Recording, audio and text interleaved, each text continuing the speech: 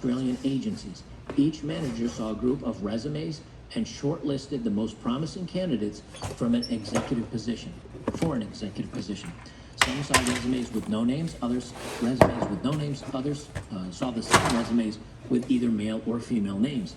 The experiment produced an unintended consequence as the researchers loosely noted in their report. Going blind came up clearly. When managers evaluated a resume with a female name like Wendy Richards, they were more likely to shortlist it than if they saw the same resume with no name. And they were less likely to shortlist it if the name was Gary Richards. Australia's public servants were clearly guilty of bias against men, and that was just fine with the architects of the gender equality strategy. The crucial lesson from this experiment, Hiscock's team concluded, was for the government to avoid gender-blind hiring procedures while seeking new ways to discriminate against men. It remains clear that more work needs to be done to address the problems of gender inequality. So what's interesting here is that the fact that if it had a woman's name, she got shortlisted. In other words, very preferential treatment. More so than if it had no name. So if it's a woman, best of all. If there's no name on it, well, that's second best. If it's a guy's name, that's dead last. And of course they say, well, we don't see any gender bias here. Everything seems to be fine, even though there was gender bias. But it was against the men, not the women, so they didn't care. And that's what's going to throw everything off. The report of anti-male bias evoked little interest among journalists or academics. According to Google Scholar, it has averaged barely 5 citations annually in the academic literature. Nothing like the impact of the orchestra study, which has averaged more than 100 citations annually since appearing in 2000 and become a perennial favorite in the media and at diversity conferences. Its conclusions were welcomed so eagerly that scholars ignored the contradictory data in the paper for nearly 2 decades. It was not until 2019 that 2 analysts outside the diversity industry, a data scientist and a Columbia University statistician, noted a problem. Overall, the female musicians did comparatively worse in the blind auditions than in the open auditions. It was only by fixing on a subset of the musicians that the researchers could identify an advantage for women. But this effect wasn't consistent, and the findings were not statistically significant. These limitations were acknowledged by the authors and described in 2019 by Christiana Hoff Sommers in the Wall Street Journal. Since then, the orchestra study has kept racking up citations at an even higher rate, more than 200 in just 1 year. So even though it was flawed, it was small, and it had some issues with it, it's still cited because it pushes the narrative that they want it to do. But any study that goes counter to that narrative is ignored, even though the data might actually be better. Are we surprised by this? Of course not. We know that's how this is going to go. And this is and part of this is because, number one, women are getting in positions of power and they're helping out other women. I get that. But the second thing is that now it's in politics, it's in upper education, and they keep going along with this kind of belief, even if it hurts men, even if it's a detriment to men, because women are now kind of being selfish and saying, hey, you know what? Men in the past did it to us. We're going to do it now. And if even if it hurts the men, who cares? Because they once did it to us. It's a little bit of a revenge thing. This, as you can see, is a massive. I could read this for another hour. This is a very, very long read. I'm going to stop there. But the one story that I wanted to talk about here, let me flip it over to me while I search through my folders here to find what I wanted to talk about. And this is Mike Rowe. I'm not gonna play the podcast, but this is actually an article. This is based on an article, and so there's an article that supports this, and then there was an interview where they asked Mike Rowe about these questions, if that makes any sense. I just happened to grab the podcast part here. There's the missing 7.2 million male workers.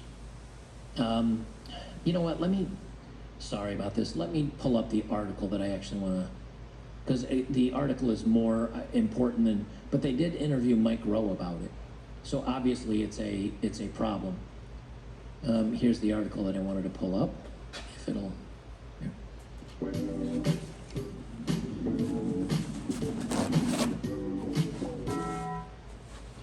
we go. Millions of men have dropped out of the workforce, leaving companies struggling to fill jobs. It's a matter of our national identity.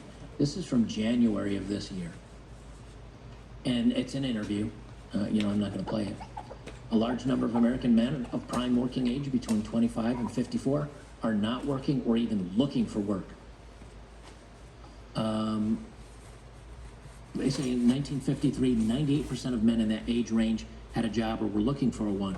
That number has fallen ever since. Today, 7.2 million men have essentially dropped out of the workforce. It's a matter of our national identity, says Mike Rowe, the host of Dirty Jobs on Discovery. Great, he has such a perfect voice for television and radio. I'm genuinely jealous of Mike Rowe's voice. If I had Mike Rowe's voice, I'd probably have 5 billion followers on YouTube.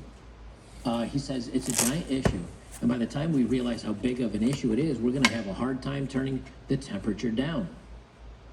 It's not an issue rooted it's not an issue rooted in the unemployment rate, which is at 3.5%. It's the lowest it's been in 50 years. So what's behind the phenomenon? More jobs than workers. We have more jobs than we have people for. About 1.5 jobs for every one worker, says Jay Timmons, who leads the National Association of Manufacturers, an advocacy group based in Washington, D.C., that represents thousands of manufacturers across the country. Timmons describes all this as a profound problem for the companies he represents. The number one challenge for most of them right now is filling open jobs. I never thought I'd be able to say that, he told CBS News, but now it's kind of all hands on deck. We've got to fill these jobs that are open.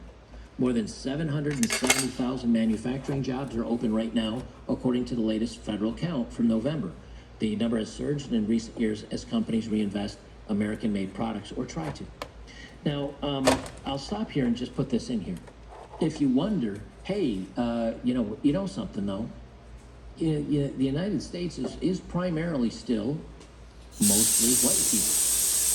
And now they're openly not looking for white men, or they're not looking for men, but they want to fill it with, the rainbow colors and, of course, the rainbow of the LGHDTV groups. You say, well, yeah, but with all these rules in place, there's probably a lot of guys that would like these jobs, but when they're turned down time and time and time again because they're male or they're white or whatever, they just finally say, you know what, forget it.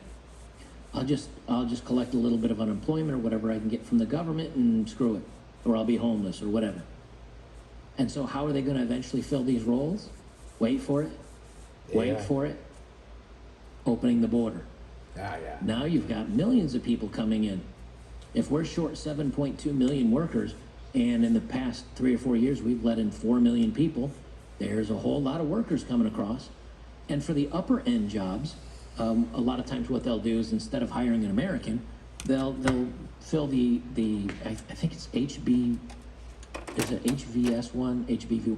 Anyway, it's one of the special visas you can get, and they'll hire some Indians or some Asians or somebody to come in and work a tech job, or they'll bring somebody in from wherever. The only reason I use those two countries is because I worked in a technology company, and it was like a third Chinese guys, and it was a third maybe white guys, and it was a third of various other groups of people. I should say maybe a third Indian. It was mostly Indian guys, Asian guys, and white guys. And yeah, there were a little, smattering of other people working these jobs, but those were the majorities. So when they're short on people, and men, these young men growing up today are just like, man, I'm not going to college, or I didn't get accepted to college, I didn't get approved for a student loan because of my skin color, they're not hiring people like me, and they quit. What do? They just reach overseas and import their replacement. And so ultimately, who's getting hurt? Men. Not foreign men, but the American men. They say with manufacturers, workers earning more than $30 an hour on average, Timmons said the problem is not the pay, but the perception. It used to be dirty, dark, and dangerous, he said. Today it's very sleek. It's very technology driven. Right, but what's the problem with that? If it's very, very technology driven and men can't get the degrees, or men aren't getting scholarships, or men aren't getting, the loan approvals to get the degrees, or men are showing up and they're being ostracized and called out and being blamed for the world's problem, a lot of guys are going to say, you know what? I don't want to be in college. I don't want to do this. It's not worth it to me. And they bounce. They say not just perception. Carla Trotman, a CEO of Electrosoft, a company outside of Philadelphia that makes circuit boards, said she wishes 45 people worked there instead of 30. But she can't find people to fill the roles, costing the company around $5 million in top-line revenue, as she has been forced to down potential contracts. She suspects a lot of people may be sitting out because of the recent change in how many of us look at work. I think it's fulfillment. I think it's fulfillment. I think it's culture. I think people really want to feel as though they are appreciated. It's an overall feeling of being fed up and it being taken for granted, she added. And this is another problem. You've got the Gen Xers and the Gen Zs, actually not Gen Xers, I'm sorry. You got the Gen Zs and some of the millennials saying, you know what? There was a study I read where something like 60% of young people would not take a job if it meant they couldn't access their phone and check social media all day. 60% of people were more concerned about having access to their social media than getting a great job. It's selfishness. It's, I want to work from home and I want 6 figures and I only want a 32-hour week. And if you don't give it to me, socialism, like screw capitalism. It's the education system and everything they're teaching young people. And so again, we're short on workers. Men have given up. Men are being told no. We got a lot of problems. And when I think us older guys like myself, if a company said to me, if they had a job listing for something and they said, we're looking specifically for these people, I would apply for that job. I would apply only to those jobs. And then when they brought me in for an interview, if they turned me down, or if they said anything about I'm not the type of person they're looking for, I'm suing them. I'd sue them. I'm sure I could find a lawyer that would work on, the winnings of the trial if we got it. I don't know if you call that pro bono or what, but I'm sure enough people start suing these companies, something would change. But instead, young people, that's me. I'm a 50-year-old man. Instead, though, a 24-year-old guy's like, you know what? Just screw it. I'm out. And that's where we have our problem.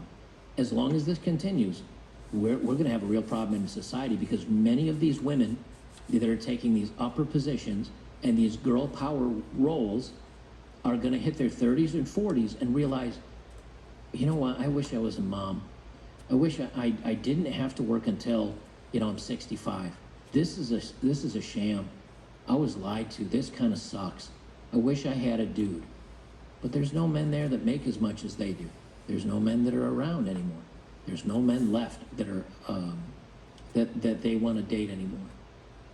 And so in the end, the women are miserable, the men are miserable, everybody's miserable.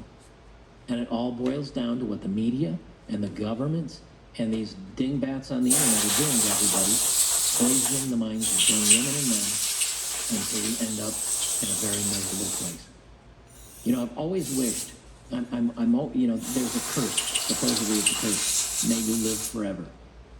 And I think that's a curse, because if you were stuck living, for hundreds and hundreds of years, watching the people you love and care about in society change and everything kind of almost like growing and withering and dying in front of your eyes, a lot of people would find that awesome. Me personally, I think it's kind of awesome. But that's because I'm built kind of weird.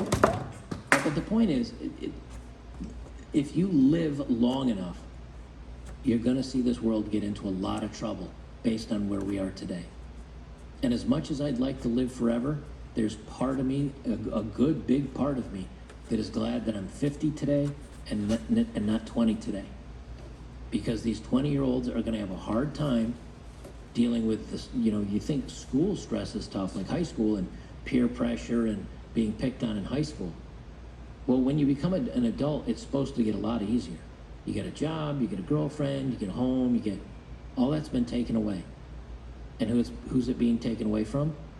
Governments, printing money, greedy corporations that, there's such an overproduction of workers, with both men and women being in the workforce, that they can get away with offering less money because they say, look, if you don't want this job, someone else will take it. So this is how much we're offering.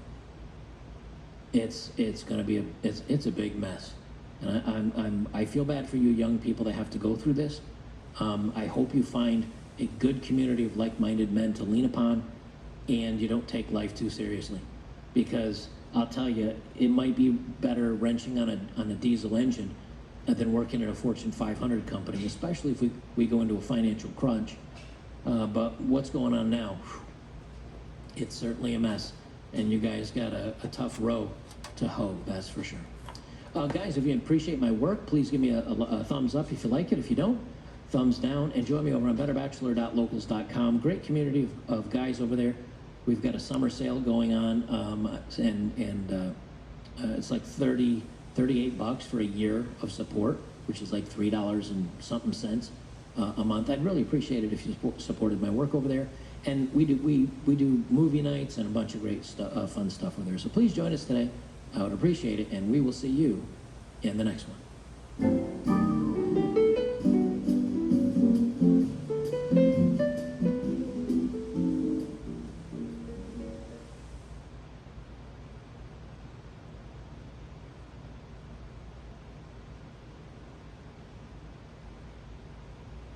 Have you lost Medicaid or CHIP? At healthcare.gov, 4 out of 5 customers can find a quality plan for $10 or less per month with financial help. Enroll in a plan today at healthcare.gov. Paid for by the U.S. Department of Health and Human Services. This is going to be so fun. Today.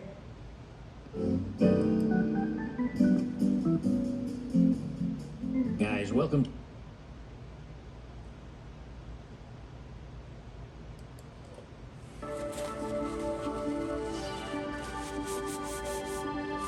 Hey guys, welcome to the Liberal Hive Mind, a channel solely focused on exposing the abundant hypocrisy of the left. We follow most popular political topics and trends, and one of those stories is the story of Bidenomics, Joe's flagship coined term.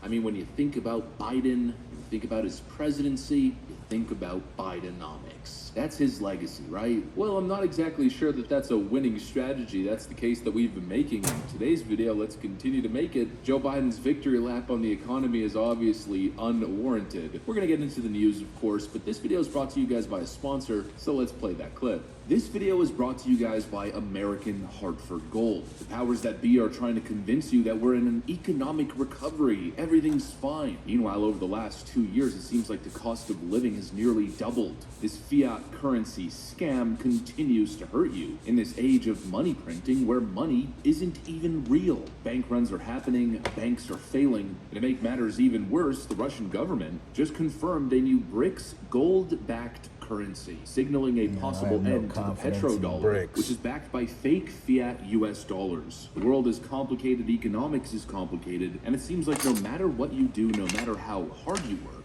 your purchasing power just continues to become weaker. Well, there's a clear answer in tough economic times. The answer is to divert a portion of your portfolio in stable, tangible assets like precious metals, gold, and silver. And American Hartford Gold is the best in the business. One phone call and they'll deliver physical gold and silver straight to your doorstep, or they'll deliver it directly into your IRA or 401k. They're the best and only option in the business, with an A+ rating from the Better Business Bureau and decades of experience in the business. Not to mention they're running an amazing promotion where you can receive up to $5,000 of free silver on qualifying orders. What are you waiting for? They're one call away. Simply call 844-440-1005 or text HiveMind, one word, HiveMind, to 65532. Get them on the line, friends. Support the companies that support us and the work that we do. Now back to the video. All right, folks, so let's delve into Bidenomics. Bidenomics. Joe Biden keeps touting his incredible success on the issue. He is the greatest economic president ever. Just the other day, he was celebrating on Twitter. He made a claim where he said, "We're living through one of the greatest job creation periods in American history." Folks, this just didn't happen. Together, we made it happen. I'm going to issue a little bit of a correction to this tweet. Joe Biden says, folks, this just didn't happen. No, Joe, this didn't happen. It actually just didn't happen. You are fake news. This guy is such a freaking clown. Nearly 2024 and he's still writing fake COVID job recoveries as job creation. Absolute loser. Then you got another clown in his administration claiming that wages are up. You have PCE and CPI. So we now have two inflation reports in a row where year over year the headline inflation number has gone up. You couple that with real average hourly wages are actually down since the day President Biden took office, about 3%. So is that Bidenomics?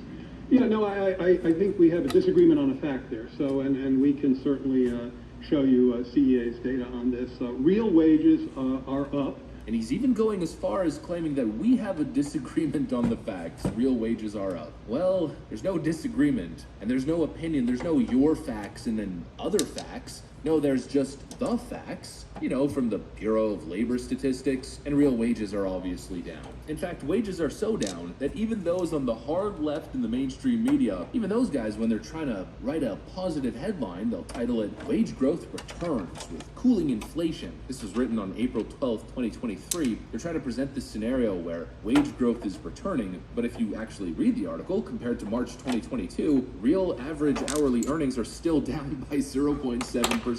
But that's an improvement from the 1.3% dip from February, year over year. So even Joe Biden's fluff piece partisan media, let's call them goons, even they are stuck admitting that wages are down. But according to Biden administration officials, we're all dumb, and somehow based on the real facts, on their facts, wages are up. These absolute freaking lunatics. And speaking of media goons carrying water for the DNC, Bidenomics is so trash that even John Carl at ABC is stuck in the end basically admitting the truth. For Democrats this week, a new CNN poll landed with a thud.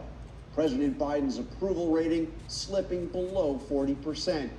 And despite all that talk about Bidenomics, a majority saying Biden's policies have made the economic conditions worse. And then there's this. 2/3 of Democratic-aligned voters say the party should nominate someone else, someone besides Biden, in 2024. This is just the latest indication that a majority of Democrats are looking for an alternative that just doesn't seem to be there. Democratic leaders point to real signs that Biden's policies are working. Inflation is down, unemployment remains historically low, economic growth is strong. But if the news is good, there's no indication that voters are feeling it. Oh, that's a big yikes from me. Joe Biden's main campaign win, what he's literally spending $12.5 million on right now in an ad blitz, celebrating his economic track record. Well, his real economic track record is so trash that even the mainstream media simply can't do his messaging bidding on the topic because the numbers are just not there. Mainstream media talking heads can't run around saying Joe Biden's created X amount of jobs because he Bearskin says this is the last tactical hoodie you'll ever need to buy. 6 external pockets, 3 on the inside, elastic waistband, and insulation. Let's get that.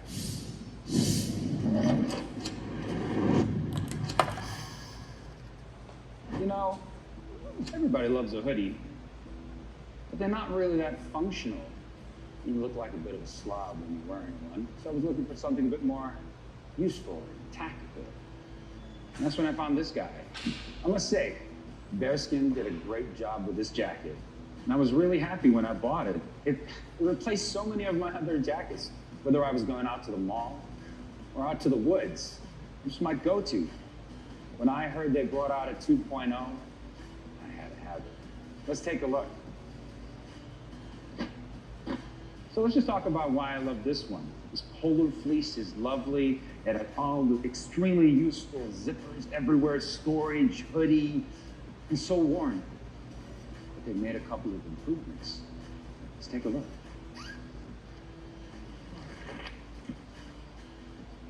I can definitely see an overall improvement in quality. Oh, look at that. A nice little Bearson logo over here.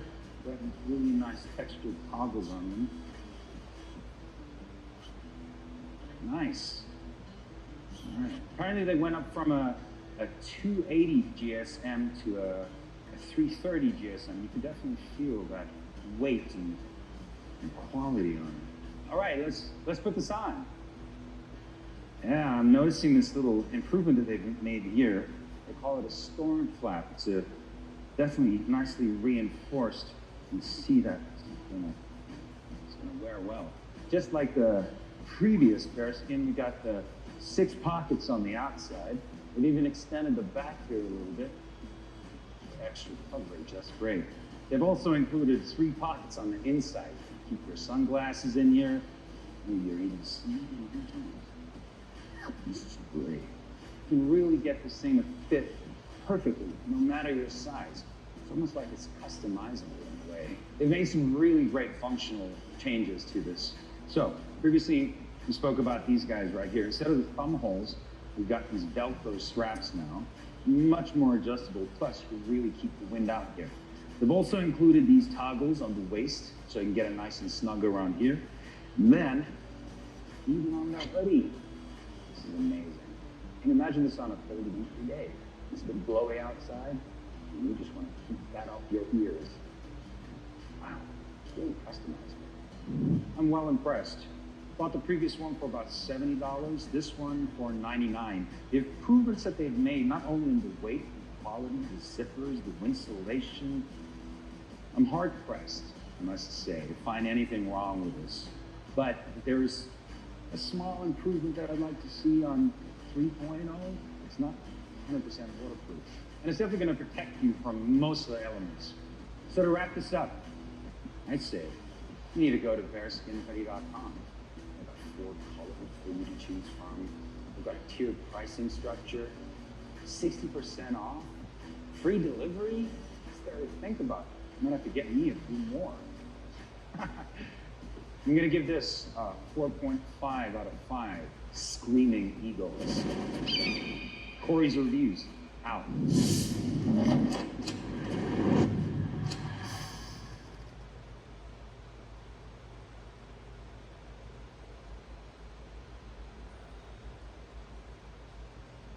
You see this black box right here? Well, I'm going to show you something right now. Some people are concerned that they might have to go for a long period of time without power or electricity. That's why 4Patriots is blowing up with tons of requests for our biggest, most valuable survival tool ever, the Patriot Power Generator. And I should mention that when you get one of these personal power plants, you also get a free solar panel to charge it. 3 days worth of survival food, free shipping, and a bunch of other free gifts that I'll list out in a little bit. By the way, this generator can power your fridge if you want it to. It can also power your CPAP machines, heaters, coolers, laptops, TVs, anything else that you'd like to plug in to one of the 8 powerful outlets on the Patriot Power Generator. We're doing everything we can to make sure you get as much power as possible with everything going on right now. That's why now, for a limited time, and I cannot stress this enough, while supplies last, you can get a silent, fumeless generator. Again, this generator needs absolutely no fuel or gas to run it. And it can run safely anywhere, even in your bedroom. Forget about shipping costs, it's on the house. Free shipping on your Patriot Power Generator with tons of cool bonuses. I'm gonna toss in 4 of our most popular guides for free that you'll have instant access on your device the minute you place your order. So you can read them today, in fact. This blackout survival library will give you the knowledge you need to get the most out of your electricity and will help you be better prepared in case of a long-term blackout. Here's every single free bonus you'll get with a 4Patriots Power Generator. You get a Halo XT solar flashlight, a Patriot Power Cell backup battery, a Sun Kettle solar cooker, a pack of rechargeable AA batteries, a 72-hour survival food kit, and the solar lantern. Again, all of these bonuses are free. You don't have to do anything for them. They just come with your Patriot Power Generator. But right now, you have to click the link if you want to get yours before supplies run out for who knows how long. Take the initiative and get yourself prepared right now while we still have our Patriot power generator in stock. So you can be a survivor, not a statistic.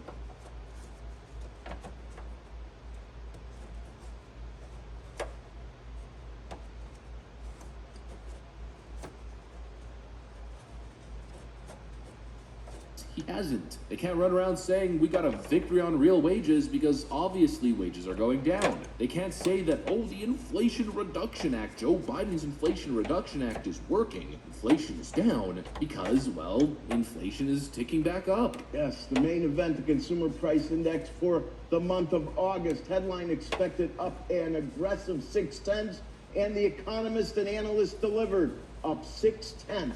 Up 0.6. Last time we had up 0.6 on a month over month was going way back. You have to go all the way back to February of 2022 to find a bigger number. When it was up 0.7, actually in March it was up as well. Now, to be fully transparent here, CPI is up, but core inflation is actually down, which is a good thing, although it's still above 4%, so it's not exactly something that Joe Biden should be pretending is a win for him, and especially not after 12 months of brutal inflation numbers. The reality is inflation isn't a win for sleepy, creepy, piss-pants Joe, because overall inflation is ticking back up, and inflation in general seems sticky. It's not going anywhere, at least not in the super short term. There's still life to this inflation issue. And actually, funnily enough, as I'm being as fair as possible here, mentioning the core CPI thing, Joe Biden just tweeted this. I mean, literally just popped up on my feed as I'm recording this video. Core inflation has fallen 2.4% over the last 3 months, the lowest level in over 2 years. And this tweet right over here shows just how duplicitous and dishonest President Biden has been on the issue of economics and the way he presents economic data. He's not saying that core CPI is 4%. He's saying it's fallen by 2.4%.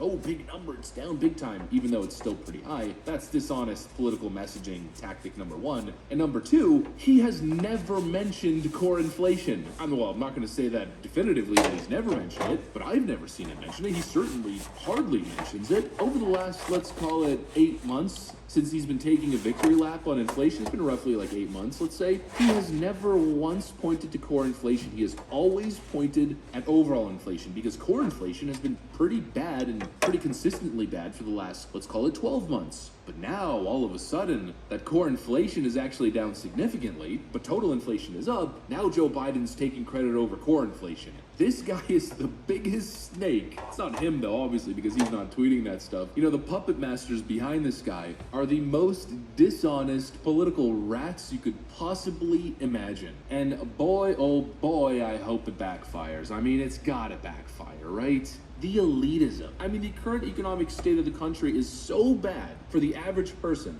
You know, standing up on your ivory Washington Tower, looking down at the peasants and patting yourself on the back and celebrating the current economy can't possibly be a winning message, right? You're not poor, you just feel poor. Things are the greatest, things are the best, in fact, ever. You know, building on top of Joe Biden's, we're living through the greatest job creation period in American history. You know, it's bad enough that they're celebrating while people are suffering. It's even worse that they're misrepresenting the truth and presenting manipulated and cherry-picked data. If this political strategy doesn't backfire in spectacular fashion, then the country is done. That is my honest belief. I don't usually say stuff like that, but if Joe Biden is elected for a second term after his disastrous first, there's obviously something deeply wrong. Anyways, that's what I got for you guys. Hopefully you enjoyed the video. If you did, make sure to leave a like and possibly subscribe to the channel. Thanks for watching, folks, and I'll see you on the next one.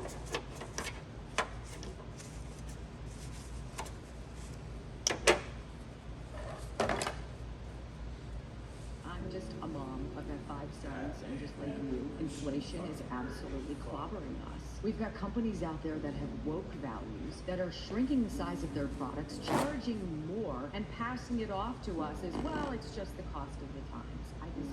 And I was looking for a way to revolt, and I found it. It's called Patriot Switch. Look, this is a movement of people, just like you and me, who are tired of supporting companies that don't share our values. Why not put your family's money into a made-in-the-USA, family-owned, patriot-owned manufacturer? Because it exists. How do you do that? Well, click the link on your screen right now. Share your name, your phone number, your email, and we'll get you connected. Patriot Switch. Yes, you can do this. It just feels right.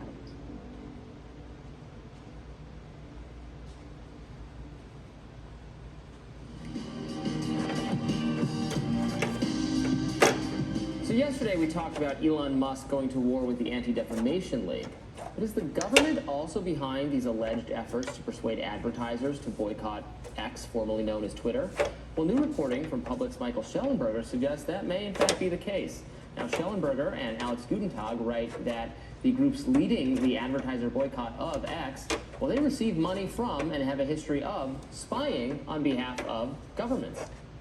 According to the reporting, the organization currently at the center of Elon Musk's blame for Twitter's advertising downfall, the Anti-Defamation League, has for the last 40 years spied on the enemies of the Center for Countering Digital Hate, a group allegedly indirectly funded by the United Kingdom and shared intelligence with the United States and Israel. Joining us now to tell us more about this reporting is Michael Schellenberger. Thank you for being with us. So what should we make of the new development? Is this a major iteration on what we learned from the Twitter files? Yeah, I think so. I mean, I think for people that remember, both the Twitter files and the Facebook files revealed direct government demands upon those two platforms to censor and deplatform users. Those demands came from the White House, they came from FBI, Department of Homeland Security, and other government agencies, which we later learned was CIA. And that is now, of course, in the court system, or maybe people know, it's the Missouri and Louisiana attorneys general have sued the Biden administration for government censorship and demands on social media platforms under the threat of coercion and also the threat of losing European business. What I believe that we are seeing now with this demand, this very effective advertiser boycott on Twitter, which has reduced their revenues between 60 to 70%, is the long arm of the security state. And we see it through all three of the main organizations that are at the heart of the boycott, which is the Center for Countering Digital Hate, the Institute for Strategic Dialogue, and the Anti-Defamation League. We know, they put right there on their website that the Institute takes money from many governments, including the United States and the British governments.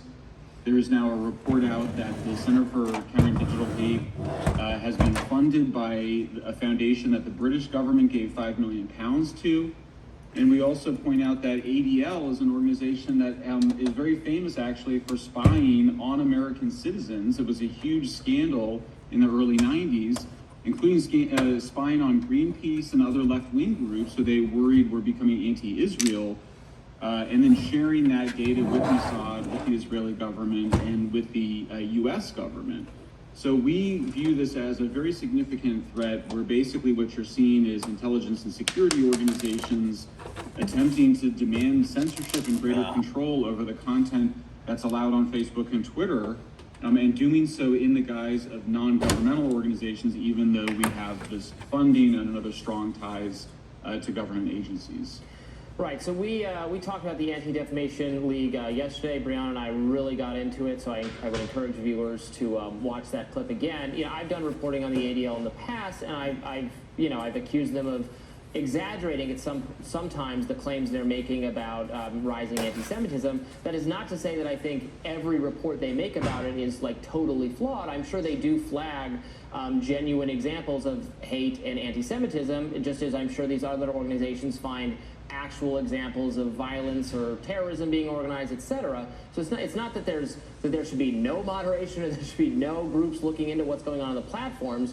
But as my reporting has shown, as your reporting has shown, Michael, a lot of these organizations, which do indirectly get government funding, have a tendency to go too far and to start flagging content that is legitimate or within the realm of legitimate speech as extremism, as misinformation.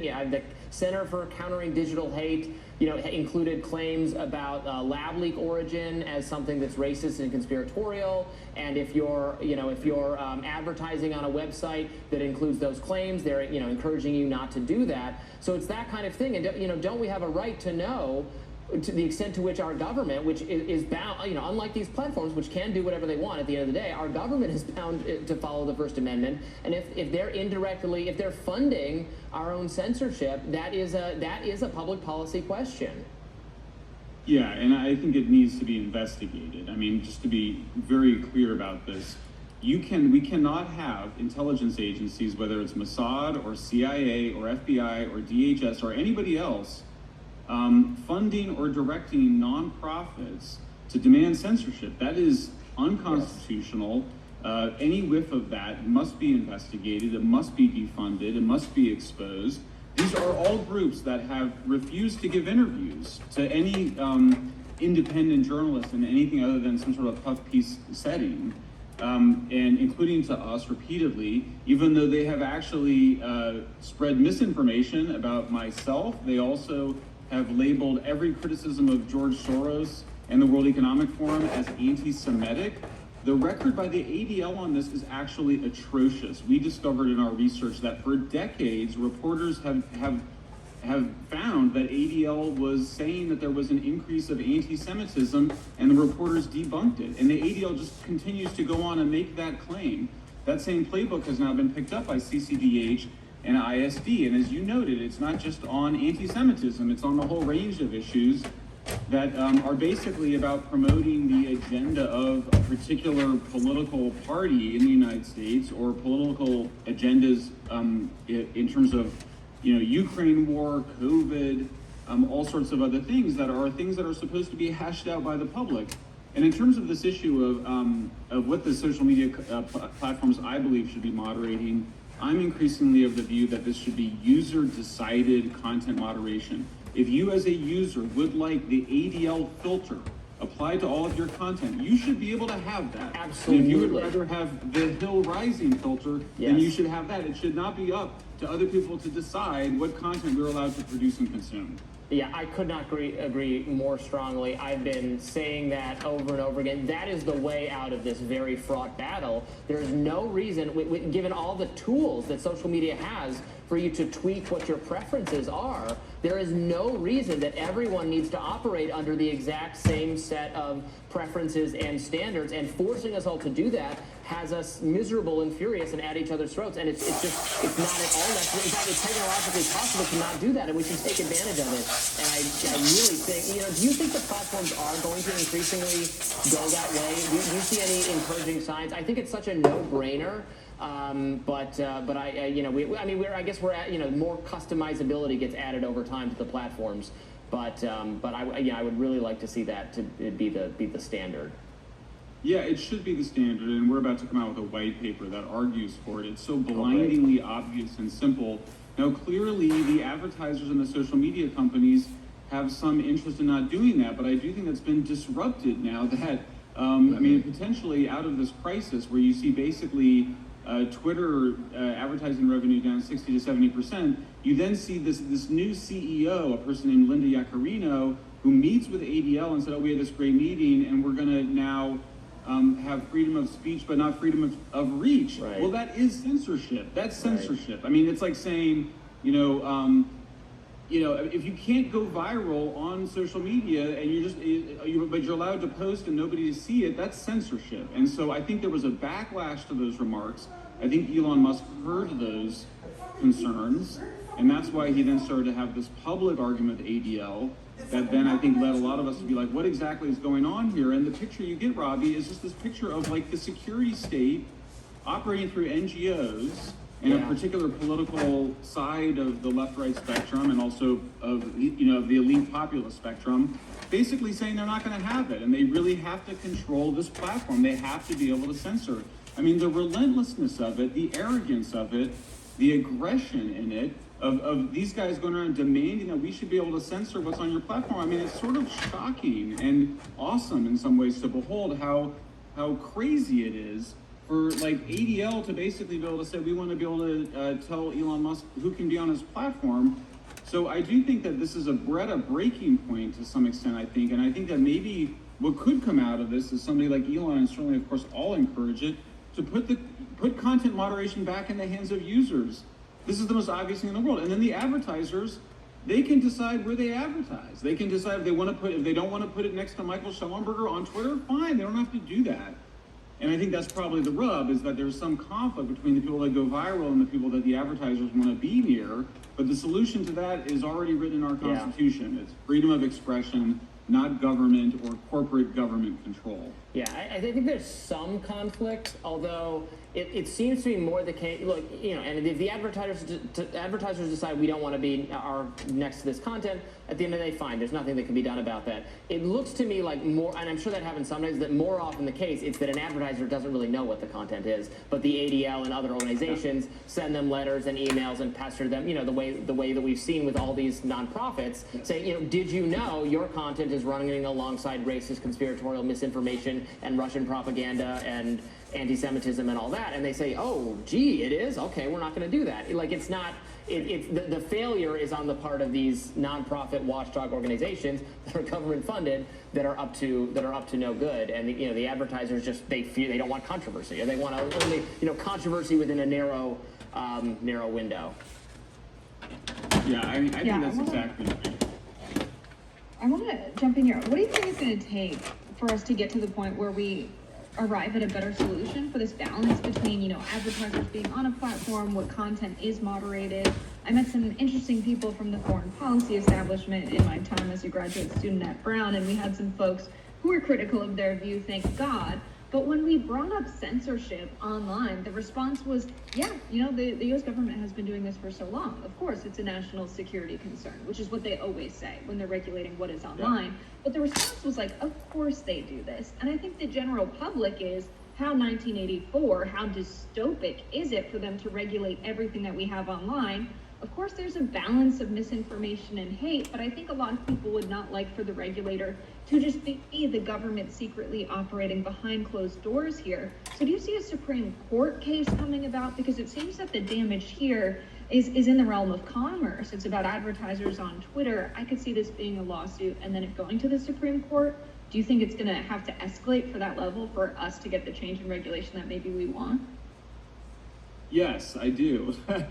Well, I think Congress could still act, but it may take the Supreme Court issuing some ruling. But of course, there's a problem then, which is the Supreme Court doesn't legislate. So the Supreme Court can say, you can't do this, or it could kind of give some broad instruction. But ultimately, you know, we the people need to affirm what we're going to do. And it's just, I think it's as straightforward as saying, if you want Section 230, then you have to let the users of your platform, Section 230 liability protections, which allow for Facebook and Twitter to exist.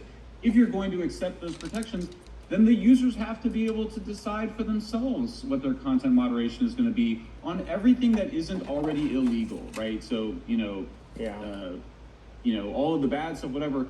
I think the second thing you pointed out there that's super important, which is that there's this sense in which, you know, that like before there was just a few gatekeepers. You know, there was just like the New York Times, Washington Post, AP, some TV stations, and like there's a certain class of people, and I think arguably the military and security state, which felt like they had control of that situation. And then you get the internet and all these different voices, and oh my gosh, suddenly we can't control the conversation anymore. And so there's a part of this is just a kind of elite panic to moving towards this new internet reality that they shouldn't be able to control. But I think what we saw with the Twitter files is how close they came, because they basically just had Twitter and Facebook and a few other social media platforms as their gatekeepers. But I think that really the whole issue has broken up in a really big way now, both because of Elon Musk's purchase of Twitter, but also because of the Missouri lawsuit against the Biden administration and the really overt, aggressive kinds of censorship we've seen. So my very strong hope is that I think we are up for some significant change. I don't think this is a static space at all, and I think having continued conversations and reporting like the kinds that you guys do and that we do here are really essential to that, because ultimately I do think we need the American public to demand this of Congress, to make clear, hey, if you're going to get this amazing privilege to have the network effects of social media through liability protections, then it's just got to be up to the citizens and the users of these platforms to decide what content they're going to moderate, not up to big government or big corporations. Yeah. I hear you. I'm really worried that with the current makeup of our legislators, the Democrats in particular, if they put Section 230 under the knife, they're gonna gut it in order to, you know, make the platforms more liable for misinformation, the exact kind of speech we're trying to protect. But it is a very, you know, it's a very interesting area of regulation and legislation potentially. Thank you so much for joining us, Michael. Love your new background. Looks like you set up some very impressive looking shelving behind you. Hopefully they'll be filled soon. Thanks for having me, Robbie. Thank you.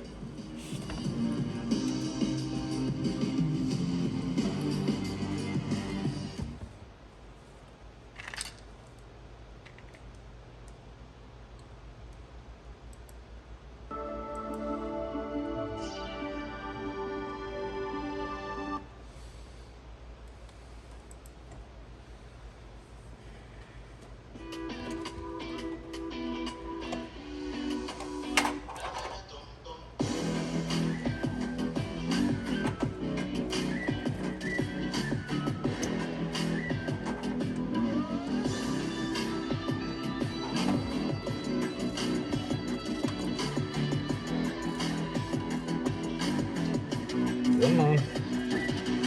Come on, pen mouse.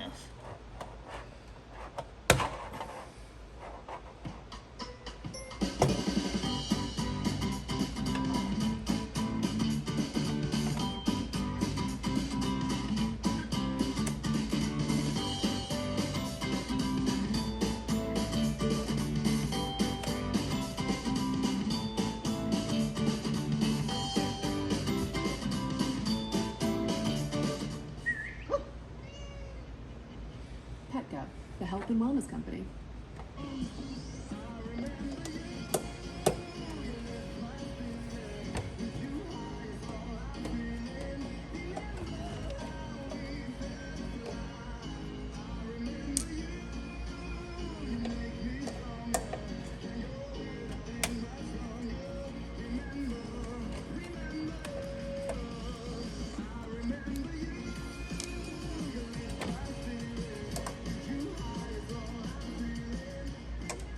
Welcome everybody to episode 177 of The China Show. We've got a big one for you today, as per always. That's bigger than always.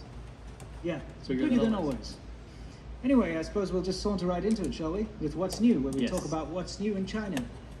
And what is new in China today? Lots of things. I want to do a few things. First of all, you guys have probably been wondering what the aftermath of all the flooding was. There's floods all over China. Sure. But first I want to show you a little clip of some, what is this, these police or security guards doing a little training.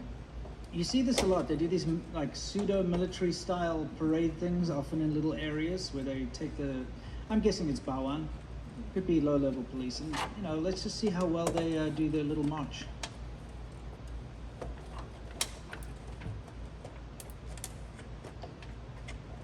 Yeah.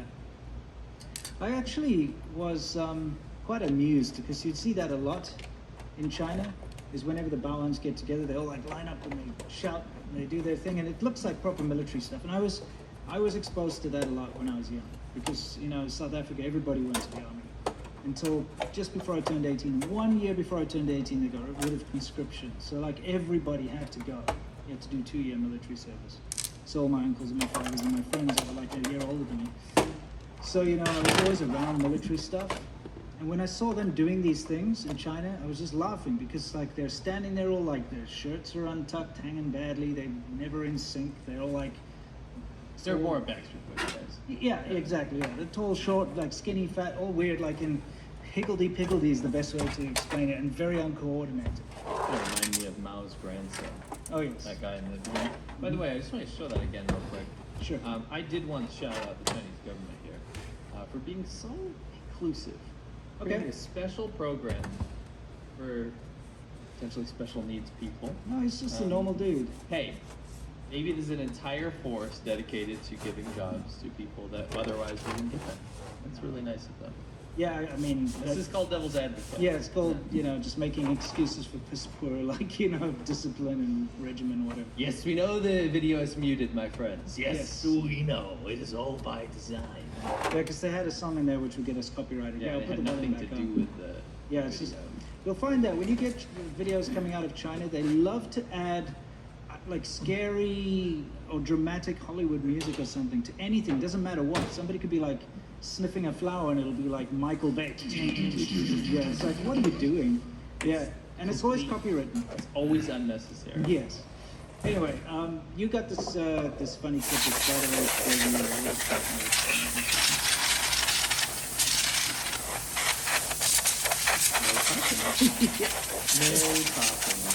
Yeah, I mean, yeah, for those of you, she didn't actually fly away. I've seen this clip that's passed around a couple of times in the past few years ago. It's actually being played backwards because it's someone walking who slips down and it gets pushed by the... Cool. It looks amazing, like she's just flying off. So this though, this is I recent. just because it's flood related. Yeah. But this modern flood related stuff, this is in Guangzhou, I believe. Guangzhou is very close to where we live. The floods have left entire schools of fish, and some of them have come from the fish markets. Yeah, and the fish farms too. And the fish farms Yeah. and the tanks have overflowed, and now our fish in the streets. It's pretty epic. That is interesting, yeah. Free food everywhere. Oh yeah, oh yeah. You better believe people are taking advantage of that. Oh yeah. It's kind of like shooting fish in a barrel. Well, they're shooting fish in the street. Yeah. I'm just waiting for someone to make like an American police joke. You know? Oh right, yeah, yeah Like, exactly. That's disturbing. This is crazy. This is a. I can't tell if that's a saltwater crocodile or not, but it's not supposed to be there. I believe that's in Panyu. That's also in Guangzhou. Pause it real quick. This was in someone's courtyard. One thing that might shock you is that you see these things for sale, like the alligator meat, when you go into the shops. I know, like some people it won't shock, but for me, I wasn't used to that. You go into the supermarket in China, and in the meat section, they'll have like a whole crocodile like chopped. Yeah, that's like, completely heads dry. chopped off water. There it is. Yeah, it's you see that in interesting. Florida. Yeah, I was thinking like Florida probably does that a lot. So. Yeah, probably not in Walmart though. That was kind of. Yeah, it was always like in Walmart type things. Remember that one that was alive? Yeah. In Walmart. Yeah, they keep them alive but bound up. Yeah, but it like if you whack it or you poke at it or whatever, it'll like flail and like Yeah. everyone screams in the Walmart. Mhm. Pretty wild that you see live alligators bound up in Walmart in China. Yeah, and they have live turtles and stuff Yeah. and frogs for you to It's buy not to bad. eat. Yeah, it's interesting. Yeah, a little fact, by the way. Edible frogs in China, and again, all frogs are edible. I've eaten frogs. But the ones that are like cultivated in China are called tianji, and Field it's chicken. Field chicken. And it's funny because that's just a way of kind of making it palatable and like separating it from a Qinghua, which is a Yeah, frog. So like it's called a field chicken. It Yeah, does chicken kind of from taste the like field. chicken. Yeah. Chicken you find in the field. Actually, you know what? Normal chickens come from a field too, usually, right? Yeah. Yeah, it's kind of weird, isn't it? There's probably some weird etymology behind that. Yeah. Maybe because it's like a rice paddy field. Because you know, Yeah. tien is like means the rice paddy. Yeah, type yeah. That's field. probably what it is. They Yeah, live in those. They live in those, yeah. They're pretty tasty. Yeah. Oh, I haven't eaten them, but yeah. You haven't? Oh, actually, I have. Talking Of about. course I have, but I hate that. It's always tiny little bony little Yeah, no. things. It and- has to be oh. prepared properly. If it's Yeah. prepared properly, it's Okay, all right. This dude's just chilling out in his bed fishing. How epic is that? Imagine you just wake up, everything's ruined, right? Yes. First of all, I go back. I want to get the mindset of this guy. Right. A lot of Chinese people are incredibly poor. And when I say poor, I mean they're living in like sties, right? Yeah. I've been to places where people didn't have proper windows in their house. Of course. Mud houses, right? Mhm. So you imagine that you're this dude, right? Everything you own is in here. Yeah, and it's all ruined. And it's gone, it's done. So what better way to make the perfect situation out of this than to just take out a fishing rod and reel some big boys in? Yeah, exactly. You've already been flooded out. Yeah. It'll make fun. And he got one. You got one. Props to him. Yeah, it's kind of cool. What's he gonna like? Where's he gonna lay cook it on his bed there? Yeah, where's he gonna cook it? No idea. His blankets are in the water. Yeah, it's gonna soak up. You know, you're not gonna stay dry forever. What's Anyway, this? Oh, it's a train of rats. yeah. So this has been seeing a lot of this post flood. Yeah, they've been. You see this anyway, but I love how coordinated the rats It's are. cool, like, dude. That's like a little rat train. Nightmare is what it is. I hate rats. I've seen them going up and down pipes. Yeah, they love those pipes, and they get massive. Those Yeah, are yeah, little yeah. ones. They in Guangdong and southern China, they get like those. Yeah, maybe that's a bit of an exaggeration. With More tail. like this. Oh yeah, with tail. Yeah, yeah, true. Yeah, include the tail. Yeah, sure, It's sure. like a fishing story. Now I caught one this big. So anyway, guys, you know how Chinese EVs have been flooding the overseas markets these days? And that's, look, it really boils down to subsidies. The Chinese government has for more than a decade now been pumping huge subsidies into new energy vehicles, NEVs. So what they've been doing is they've been paying, like they'll go to Chinese companies and be like, every EV that you produce, we give you X amount of money. And it's normally the same or more than what the thing is worth. So, of course, with the Chinese government paying these companies to make EVs, of course, then why not make them? Yeah. No one can compete. If you got Chevrolet or whatever building a Chevy Bolt, they have to pay for it. But if you got BYD making whatever it is, they pay very little for it, if anything, depending on the subsidies, right? So, of course, they've got massive amounts to dump. There's actually a new probe from the EU looking into the subsidy thing, which is about time because it's completely unfair. It's called dumping. They're dumping on the foreign markets, and there's no way. It's not because the cars are shit. No, I mean that too. But, you know, the thing is, it's unfair because you cannot compete when a government is funding your competition. You can't compete. It's not fair. So they're looking into that. Anyway, just to show you, this is the kind of press that Chinese cars get. Family style, Li Auto L9 brings top-line luxury and intelligence to full-size SUV with NVIDIA Drive Orin, okay? High-performance sensors and AI compute. Just looking at this fluff piece, because you'll always see these fluff pieces, and you have to understand that when you are reading these things, the information comes from China, okay? And it comes from the kind of EV people that are very heavily entrenched in China. You know, like, when you've got EV journalists that live in China that are writing these blogs, they're being incentivized. A lot of those, yeah, there are a lot of them.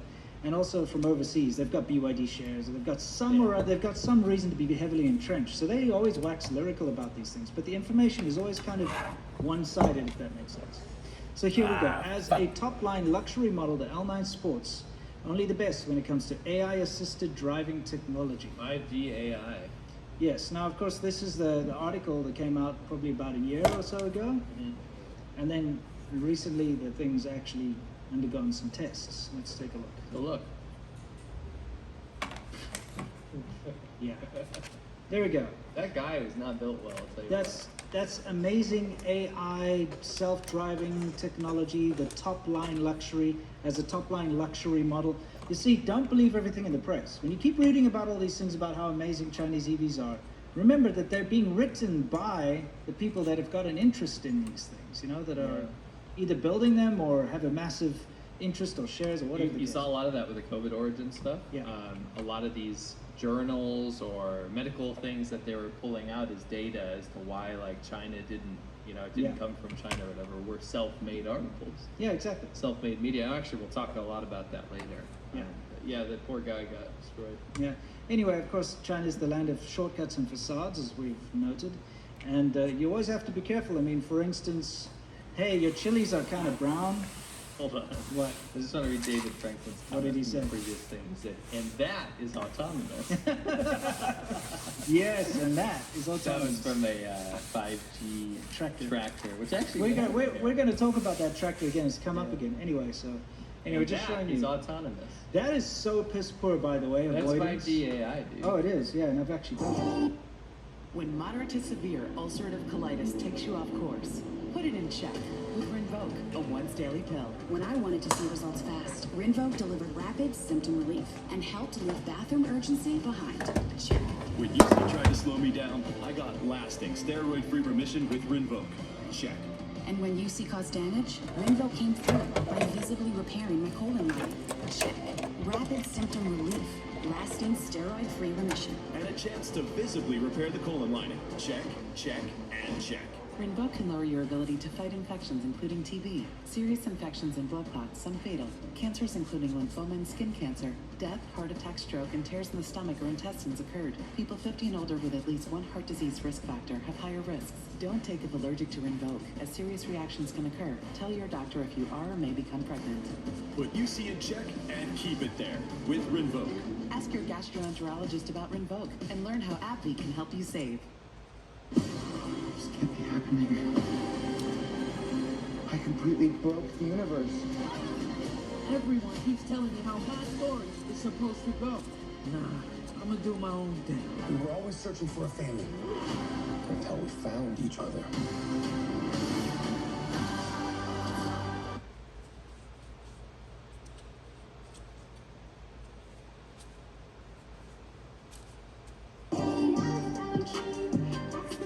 That's expertise if I ever did see it. Yep. Anyway, it's not uncommon for food scandals to happen in China, and that's the thing. You want to sell something, you got to make it look appealing. So why not just paint it, right? So your chilies have lost their natural luster. Yeah, so just paint them red. I actually think that in their brownish state, like that brownish state with the sheen to them, they look more natural to me. You know, I would rather have a natural chili. Well, you notice how, like, when you go to Sichuan hot pot, the chili's always incredibly red. And so this is something that's very common in China. You know, duck eggs are supposed to have those incredibly, like, orange yolks. For years now, they've found people injecting dye into the yolks to make them look like that. Because it's like, oh, it's raised in an it's organic good. farm. Yeah, the more orange it is, the more you can sell it for. So of course people are doing that. So, you know, when it comes to like coloring food and dyeing food and injecting like water or whatever and weird things into food, that's been going on forever in China. But sometimes you just got to see it to believe it. You know? 'Cause you can hear about it. People are like, oh, you got to watch out because you might eat something that's not good for your health in China. Well, I'm glad spicy Cheetos are natural. Yeah, I mean, I'd rather eat spicy Cheetos than that, dude. I'll be honest with you. Probably the same thing, though, isn't Yeah, it? yeah, exactly. Word up from our sponsor. So yes, guys, before we introduce our sponsor, I just wanted to give you guys a little something. What have I got over here? You doing a mukbang? This is our sponsor. Hey, the green screen actually doesn't pick it up. Yeah, because it's slightly better.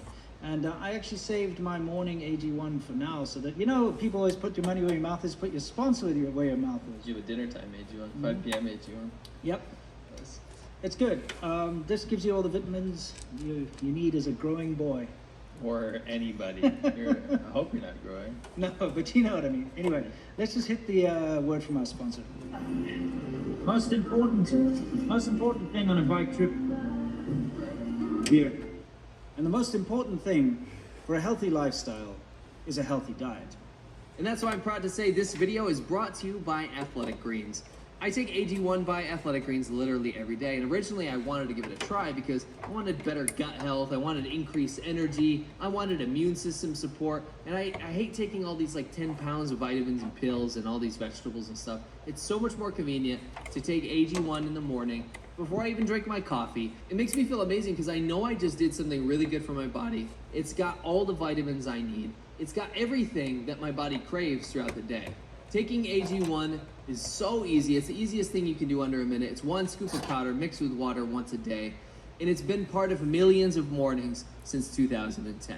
If you're looking for an easier way to take supplements, Athletic Greens is giving you a free 1-year supply of vitamin D and 5 free travel packs with your first purchase. Go to athleticgreens.com/ADV. That's athleticgreens.com/ADV. Check it out. Well, you know. You guys enjoy that feature film? Thank you. Flying in the sky. I don't know what you did this time. I didn't do anything. I You don't know. filmed last. I don't know, the camera moves around a little bit. It's a Just ghost hunch over, camera. just hunch a little bit, you know? Yeah, there we go. Now it's fine. Yeah, anyway, guys, a big thank you to our sponsor. You know, it's tough for us to get sponsors for the show, so thank you very much to Athletic Greens and AG1's good We product. couldn't It's make fantastic. one fucking whole plug. Definitely check it out. Anyway, time for us to move on to our main segment of the show, which I'm sure you're all looking forward to today. And that is, of course, the Soft Power Hour, where we talk about how China is trying to change your mind through many ways. And one of the ways they've been trying to change everyone's mind recently is through their Mate 60 Pro Huawei phone. They can change my mind by cutting my head off. Yeah, exactly. So, okay, let's just give a quick recap to people who don't understand. You know, there have been sanctions against China's, there have been chip sanctions. In other words, China produces a lot of very high-tech equipment, like electronics, I should say. But what most people didn't realize for the longest time is they're not actually making the chips that go into it, because it's actually very difficult to make high-end chips. Okay, it's incredibly specialized. It's something that the Chinese market hasn't matured enough to do, and the expertise is not there. So What are what you talking about? They have 5G AI? Yeah, they have 5G AI expertise. So the thing is, they can build a fancy computer or a fancy phone, but they can't make the chips that go into it. So they import all of that stuff from America, Taiwan, and various, like the Netherlands, you know, Netherlands. Some of you might call it Holland, which is not correct, but anyway. You know what I mean? It's a place with windmills and clogs. Anyway, so that stuff gets imported, and then they just like put it into their machines. So of course, sanctions were put in place because of various reasons. And China's like, oh yeah, well screw you. We're going to still try and make our own chips. And so they released a outdated 7nm chip inside of their new Huawei phone, which supposedly means that they've beaten sanctions. Like, oh, we don't need your chips, we can make our own. You dig into it a little bit, no, it's not their own thing because they imported the machines from Europe to make these chips. Before sanctions. Yeah, and no, even recently, because the sanctions weren't even against that type of technology. Yeah, so right. they, like That's in what they June used. or July of this year, they were importing That's hundreds of millions of dollars worth of these lithography machines from Europe to make these Outdated chips. ones. Yeah, yeah, they just do the DUV lithography. So they basically imported the foreign machines to make the chips. The chips are based on ARM architecture and foreign. It's like basically it's copied from Western design. So there's nothing new about this chip. It's not like revolutionary. It wasn't invented by China. It wasn't thought up or created in China. It's an equivalent performance of an iPhone from 2018. Yeah, it's an old technology. It's way behind. And again, people keep saying that China has made this. They didn't. China just figured out how to copy something. That would imply that harder. they made the equipment to make the chip, which they did not. They're using outdated technology. that Or they designed the architecture. Or they it's not. It's based on ARM architecture and everything. Anyway, so it's like the big breakthrough here is that China figured out how to copy Western existing old technology better than before. Yeah. Okay. So anyway, the thing is, it has become an incredibly big sort of propaganda point and talking point for China. Yes. It's like, smash sanctions. Oh yeah, US, see what happens if you sanction us? We just innovate. So sell us chips again, please, please, please. That's basically what it is. You have to understand that this whole ploy, the reason they're making such a big stink out of it, is because if they can convince media and companies and governments, really, that's really what they're trying to go after. Yep. If they can convince Western governments, especially like the current U.S. administration, that hey, these chips, you can sanction us all you want. We've already done it. We've surpassed it. We can figure it out ourselves. So why not just open the trade and let everyone can make more money? Yes. Then they've convinced the leadership that, and then they can continue importing chips. So, look, long story short, it's not an impressive chip, it's not a great phone, but because it's such a propaganda word, it's being pushed as being innovative and amazing, and one of the big selling points is the CIA can't access your phone. We're going to get into that in a second. Anyway, this is one of the biggest features that is being touted, okay? I want you guys to watch this, because this is actually important.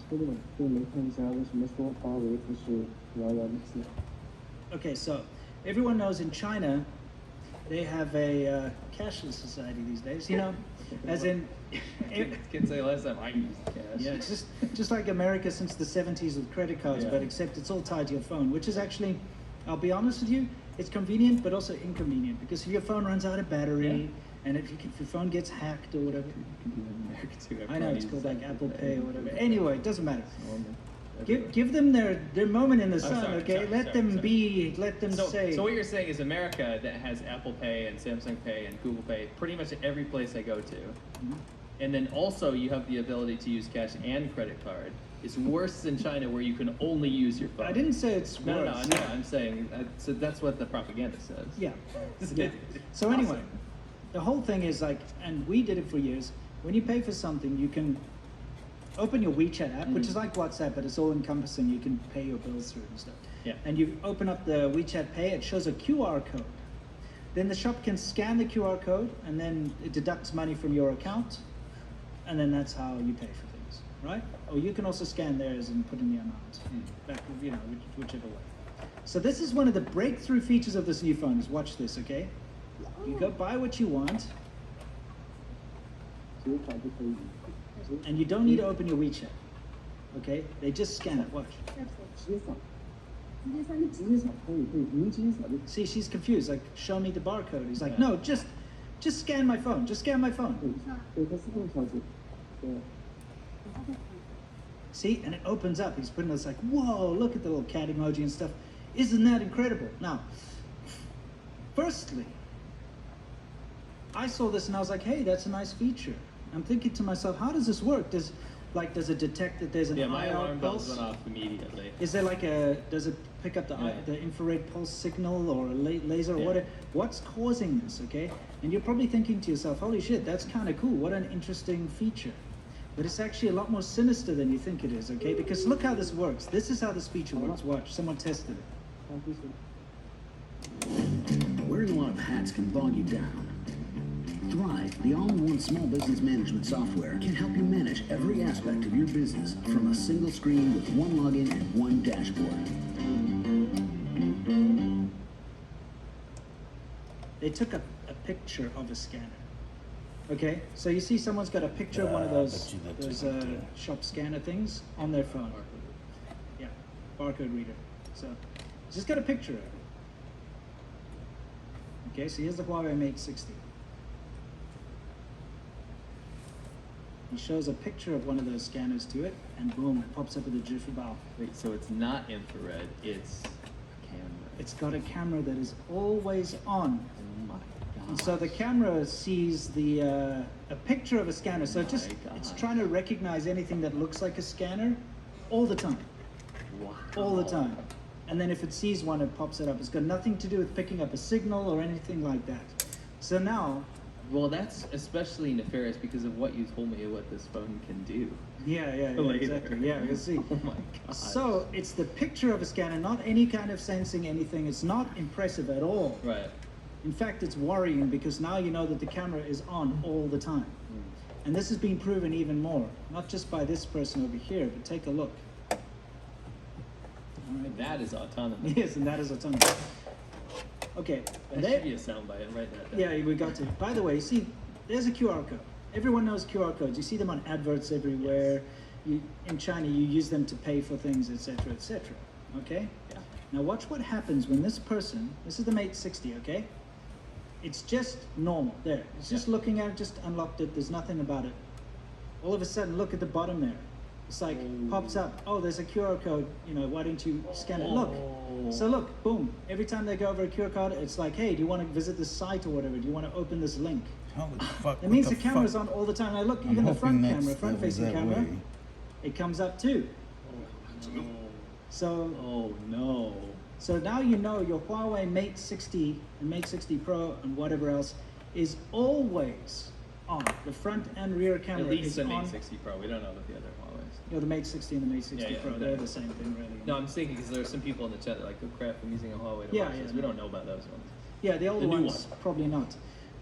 But, I mean, this is proof that the Huawei phone is constantly looking at you and your environment all the time. Because it's even if it's just to like look for QR codes and to look for, barcode scanners or whatever, whenever you've got your phone on, it's staring at you. That's a bit worrying. Keeping calm. Yeah, exactly. Yeah, exactly. Peeping Huawei. Seriously though, I don't know about you, but I feel fairly uncomfortable if my phone is constantly looking at everything that I'm doing. If I got within 5 feet of a Huawei, I'd run away. And then now that I know this, I'd be like, holy shit, this is bad. It's awful. This is bad. You'll find out even more why it's bad in a second. It's but anyway, bad. one of the things that people have been touting about this Huawei phone is that it can do satellite phone calls. It's got a satellite chip in it, okay? So it's separate from the main chip. A lot of people also get confused. The main CPU is their so-called breakthrough thing. Which is just, it's 2018 average. iPhone It's performance. It's an average CPU. It's not amazing. It does the job, but it's, it's like if you got a big SUV and you put in like a crappy 4-cylinder engine, it'll still go. Like you blew your motor or something happened and you replaced it with a Ford Focus engine. You know what I mean? That's what that It'll would still be fine. You're in a Ford or a Chevy Suburban, but you put a Ford Focus engine, it'll move it, but it won't be very good. Yeah, but the thing is, the satellite chip is independent from the CPU. It's got nothing to do with the CPU. So it's not, remember, a lot of people are getting confused here. Yeah. And thinking Break it down for them. Yeah. Well, I mean, you think, oh, it's got this new chip from China and it can do satellite phone calls. Well, that's two independent things. Yeah. Like you put in different aspects and different features into your phones, okay? And the satellite chip is something completely different to the CPU, just so that you guys know. Yeah. So let's see what happens. We got a guy here, not this person who's finding out that, oh shit, everything you go. He's toilet in... tool, dude. Toilet tool. Yeah, Does it not exactly. look like a toilet appliance? It does look like a It's toilet the appliance, ugliest yeah. phone I've ever seen. It's very horrible. So this guy in Hubei over here, he went and he got, now by the way, if you want to use the satellite phone call, you have to get a special SIM card, okay? And he's got the China Telecom one here. 湖北荆门市我是第一个办的，我以为和正常卡一样，办完我拿了就走了。刚好今天呢，我来到我这儿的那个 You have such a good voice. Yeah, he does. He Good should voice be on actor. radio or Yeah. something. Anyway, so he's just bought the Huawei, he bought the satellite SIM card, and now he went out into the countryside, basically, right? He says Shanli Mian, which whatever. So he's in the mountains, right? 山里面啊，这个风景还不错，但是刚好手机没信号了。还有另外一台小米呢，有一台联通的，还有一点点信号，然后有。So he bought a bunch of other phones with him, and he's got you got Yidong and Liantong are the two different competing, mobile brands, or what do you call them, carriers in China? Yeah. He's got the Liantong's got like one bar in it, in his Xiaomi phone, and then he's got another phone which 这个 has... 移动的也挂了。我说这么好的。And the Zhongguo Yidong is Guala, so that means he can't pick up any signal with Yidong. So now he's like, hey, now we're going to test this satellite phone, right? Now he's like, let's try this new satellite thing. 条件呢，我肯定要掏出我的 Mate 60卫星电话测试一下，连接的非常非常顺利，卫星什么的都对接上了。结果你们听。已平清，您使用的电话已平清，您使用的电话已平清。 So as you can see, it connects, it's spotty, and it's like the service doesn't work. Isn't correct me if I'm wrong, because I don't have a satellite phone, but isn't a satellite phone supposed to be able to get signal to a satellite when there's no signal around you? That's the whole point. That's why you have it. That's right? why you have it. Like if you're out in the wilderness, there's Yeah. no cell phone towers. So it does connect, but then it's like this phone is out of service. It's out of, the service is down or whatever. So it doesn't work anyway. Yeah. And so the guy's quite clear about this. 我欠费了，1000块钱，我花了1000块钱，然后欠费了。 So he paid 1,000 RMB, which is like what, $150. He paid that for the satellite service. You're saying? No, 1,000 RMB is for the phone. Remember? Yeah. Oh, what am I saying? Yeah, the 1,000. Yeah. Yeah. Okay, it must be for the satellite service. Yeah, for the satellite service. I said Sorry, my on mistake. mistake. Yeah, my mistake. Yeah. Anyway. So it was a waste of money because the satellite service apparently doesn't work. Yeah, well, it didn't work for him. He went No, out and tested. there were other people. There are conflicting videos from what it looks to be propaganda sources showing almost like an advertisement. Like, look, I can use satellite service. Yeah. I don't know. Well, I mean, the fact of the matter is, we heard it there, and it was spotty. You heard it was like breaking in and out. It's not great. So anyway, this massive thing they're talking about. Now, here's something that's even more worrying, guys, about this new phone. I'm going to read you a little excerpt about what's going on here. So on September 11th, of course, rest in peace. September 11th. Never forget. Sichuan Yiyuan Information Security Company announced that it had cracked Huawei Mate 60 and launched Huawei Mate 60 Rapid Forensic Investigation Tool version 1. Okay, now wait until you hear about this tool because it's worrying. Okay, first of all, there's a free version for law enforcement officers. Now this, by the way, anyone who thinks there's some nonsense going on here, we know people personally who have been called into the police station. They take their phones, they plug it into a computer. They just plug it in, and then they can get all their messages and stuff off of it. This happens in China, okay? And they use this kind of software. Now, this particular software, it's something that's commercially available because they give a free version to law enforcement, okay? But then they have a commercial version, of course, for other people to use. So, which can perform data recovery on Mate 60 series mobile phones in just 3 steps. Information extraction is available, allowing law enforcement officers to be more confident when collecting evidence from Mate 60 series mobile phones. All right, so let's look into this a little bit. I just wanted to show you the next, this shows you like how easy it is. This is step 1, 2, 3. So I've cobbled together a very bad Google translated thing here, but basically it says, officially sourcing Huawei Mate 60 mobile phone rapid forensics investigation tool V5, free version for law enforcement, etc. It says 1, connect the mobile phone. So in other words, plug it into a USB on the computer. 2, click to extract. 3, view the result. It's that simple. So now what kind of results are you thinking you can get from plugging this thing in? Well, according to an article published by Efficiency Source, the company's rapid forensic investigation tool supports the cracking of call records and pictures on Huawei Mate 60, as well as the data recovery of more than 300 apps such as WeChat, QQ, Twitter, Telegram, Reddit, and TikTok, including the satellite SMS function that Huawei focuses on promoting. Even deleted satellite SMS records can also be restored. So I thought I'd just show you. You can see these are some of the apps that, by plugging the Huawei Mate 60 Pro into this software, You can get all of the chat records, everything. Okay, there's a couple of examples here. Here you can see deleted messages. It shows with a little X that they were deleted. So you can go and like basically browse through the phone's apps, get access to deleted messages, get access to all the pictures that were taken. Okay, remember you don't need login or anything. You just like plug it into the phone, right? It's been cracked. And you can also, here, this is the satellite SMS feature, you know, or text feature if you want to call it that. That you can also get that. So, you know, we're talking about a very insecure phone here.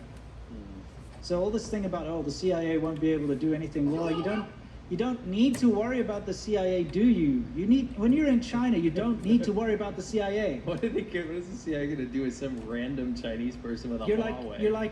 You're in China on your Huawei phone and you're saying like, my real estate company won't finish my building and I'm pissed off and I want to go. The CIA is going to come and get you. You think the CIA, or you're like, I'm dissatisfied with the government. You think the CIA, like from America, is going to come and do something to you? I think what you want to advertise, what you should be advertising, is buy an iPhone so that the CCP has a harder time. Yes, it's not the CIA you have to worry about in China. It's the local Chinese government, because they're the ones monitoring you and they're the ones looking for anything. Yes. And you can really very easily get into trouble if you say the wrong thing. One thing against a politician in China, that's picking quarrels and causing trouble, or one of many other laws. You could be a dissident, you could be a traitor. Yeah. I mean, they disappear people for the most gentle things. Yeah. Now, one thing I found quite funny is that this clip has been going around for a while, but it's being used as a positive thing, right? Which is strange. Yeah, it's hilarious. There's like a dude trying to queue up. He doesn't want to queue up. He just wants to buy the Huawei, you know, phone. I just need my Huawei. So I mean, look at what happens.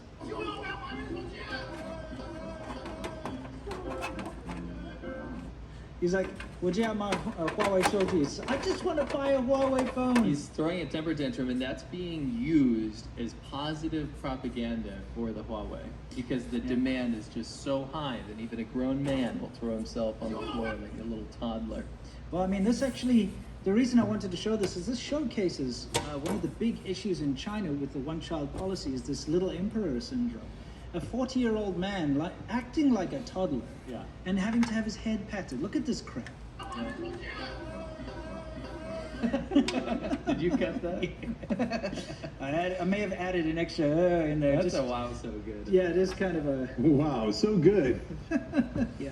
Anyway, so there's a bit of a and the other one's like, oh, 这么多人别哭, you know, whatever. It's like there are too many people lying, don't cry, you know, that kind of stuff. And so they escort him out. But one thing I'd like everybody to notice is that, like, you cannot tell a Huawei store apart from an Apple store, can you? In fact, even the staff are wearing blue shirts, just like an Apple, and a lanyard. They copied it down to a T. To a T. It's just, it's insulting. It's, can I say this? Yeah. Huawei is a bullshit, fake-ass rip-off company. And it always has been. Yeah.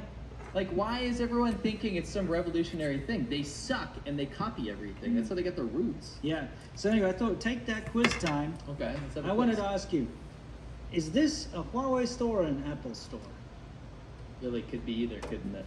Yeah, I mean, I wish we had time to do polls, but Yeah, I thought 'cause it'll take too long. But for those of you out there, can you guess? Do you think what you're seeing behind us is a Huawei store or an Apple store? Well, the answer to that question is it's a Huawei store. That's, you know, that's great. Mm-hmm. Oh, that's great. Sure. How about this? Is this a Huawei store or an Apple store?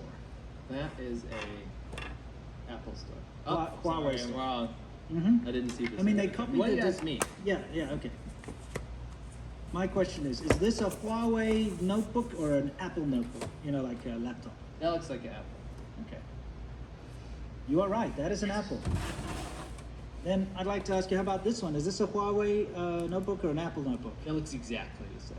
Even the like lame artsy-fartsy wallpaper thing, Yeah. swirl thing. I would, if I didn't know you were going to That's a I would Huawei. have guessed it was an Apple. Well, I mean, like, if you look, that is a Huawei. Even the advertising, the way they advertise it is exactly the same.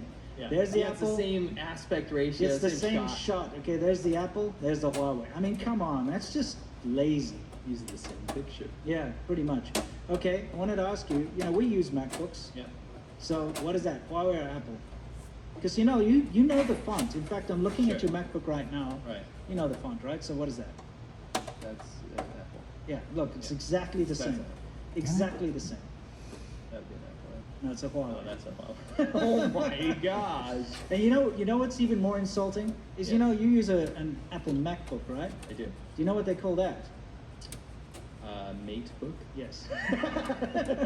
It's a Huawei I just MateBook. honestly guessed because I think of the Huawei Mate. Yeah, it's a Huawei MateBook.